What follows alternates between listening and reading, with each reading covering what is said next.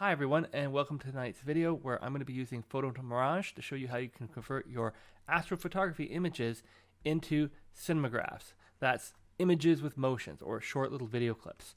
And the reason we're using PhotoMirage is because there are a lot of ways of making cinemagraphs from video formats. However, when it comes to making a cinemagraph from a photo, it becomes a very short list. And doing some research and reading and doing the trial, I found that PhotoMirage just seems to work the best, easiest on astrophotography.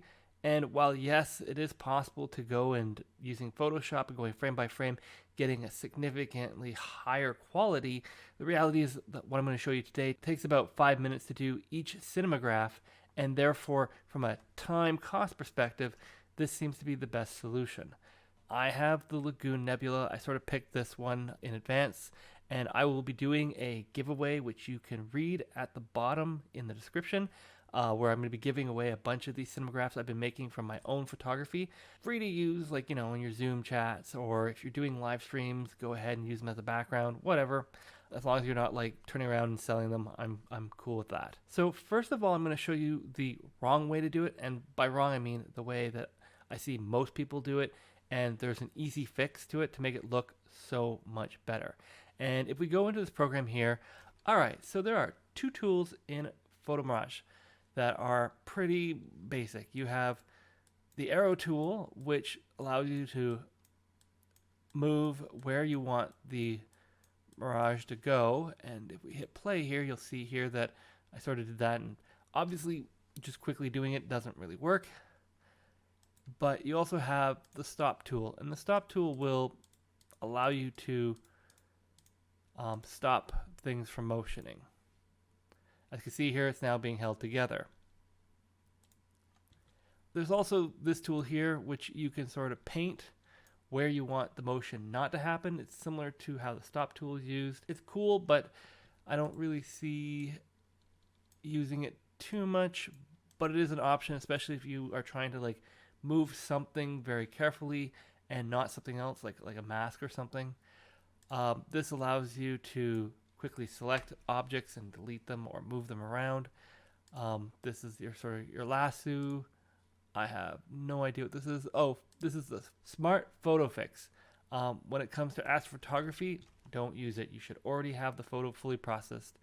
And then obviously there's crop, but I already cropped the photo before I got in.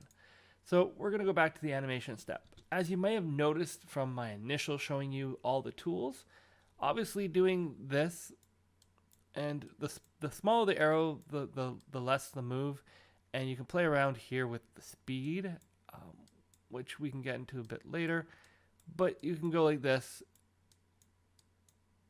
and if you hit the play button, it's going to give you a preview. The final image will actually be a lot better than the preview. But you can see here that there's obviously a big problem. And the big problem is the stars just go absolutely bonkers.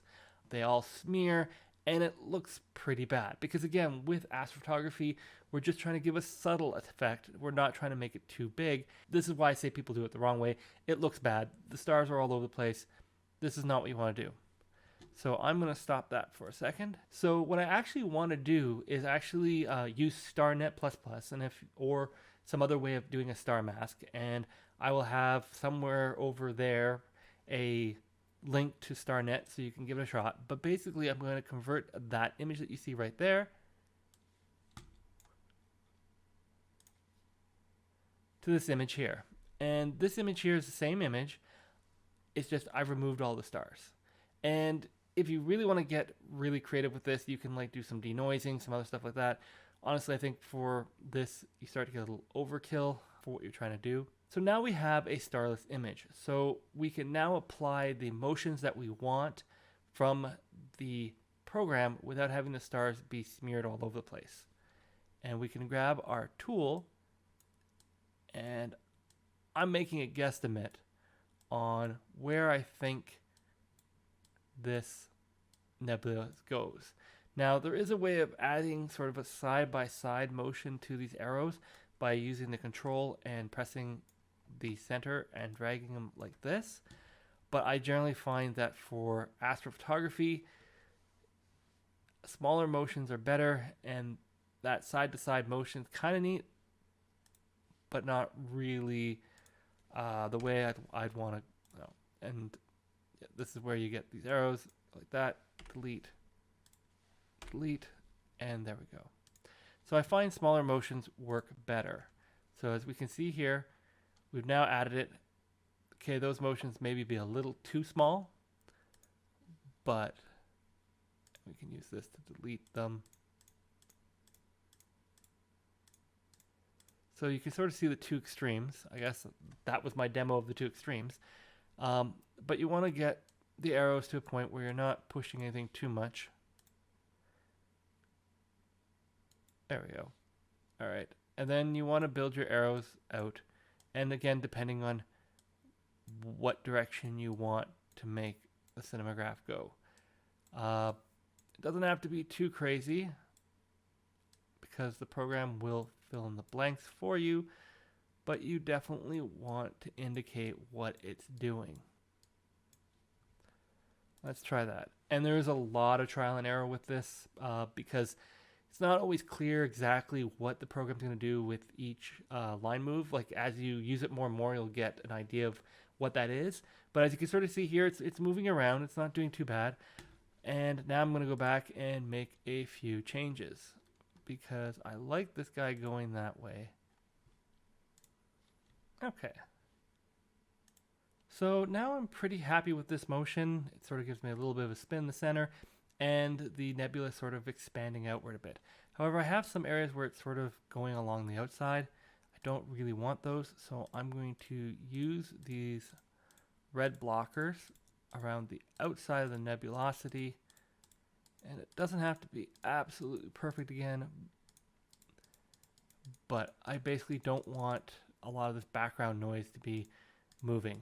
It's not really part of the nebulosity. And again, depending on how crazy specific you want to get with this, you can definitely go and do this more. So now I've done it here where only the nebula itself is moving. It's doing a little rotation. And I think this looks pretty good for what I'm trying to do, which is just basically give some motion and that feeling that the nebulosity is moving in the background.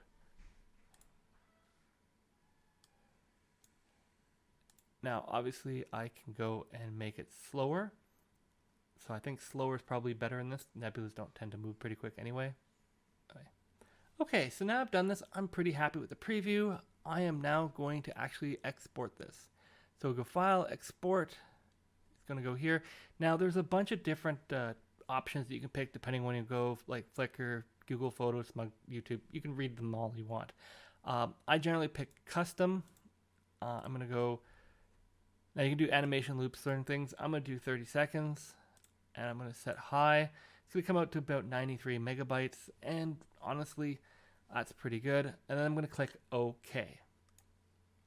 All right, and here's my final mirage that I have from the Starless image. And it looks pretty good. I really like how it's moving around the nebulosity. Again, I don't know how scientifically accurate this is, but it looks cool. Science community is probably going to shoot me on that one. But anyhow, however, you might notice that we don't have stars. So I'm going to take a second here and jump into the next final step. All right, so here we have the PhotoMirage in Adobe Premiere. Now you can use any non-linear editor to do this because the actual step we're doing is very basic. But as you can see here, I have the PhotoMirage with no stars on it. And what I'm going to do is grab the StarMask from before, and you can get the StarMask from StarNet++ or any other StarMask programs that you're using to create that Starless image and StarMask, and I can drop it on top. So what you'll notice here is that it actually covers the Cinemagraph. And what we want to do here is go to the blending mode in its different locations, and we're going to pick screen. And what that does is actually puts the stars back on top. And depending again here, we can go like 50% if you want to drop the stars down, or leave it at 100. Again, I'm assuming you've done this all before, and all we did was extract the stars, and now we're just putting them back. And because we have the video playing underneath, the stars now don't move, they don't blur, they don't smudge, they don't do anything else like that, but we do have the nebula running underneath. From there, you can decide what you want to do with the image, but generally I would say this is probably about it. I might say because I want that extra focus on the background, I might drop the star level a little bit so that it focuses more on the nebulosity. And I can sit there and say, okay, this looks good, it's obviously moving. And now I just export the video and I have my Cinemagraph.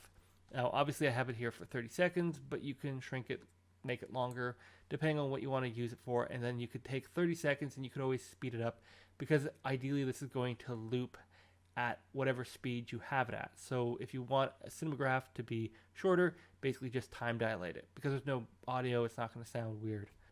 And that's how we make the Cinemagraphs. Now, if you're thinking, man, I really like this photo and you'd like to have it, I've actually, in the description below, listed several Cinemagraphs that I'm giving away on my 1,000 sub YouTube journey. So feel free to go down and grab those. While you're heading down there, be sure to give the video a like and maybe hit that subscribe button, bell notification, and whatever crazy stuff that YouTube is throwing at us these days, because they just added shorts and they're insane. So thanks for watching and have a good evening.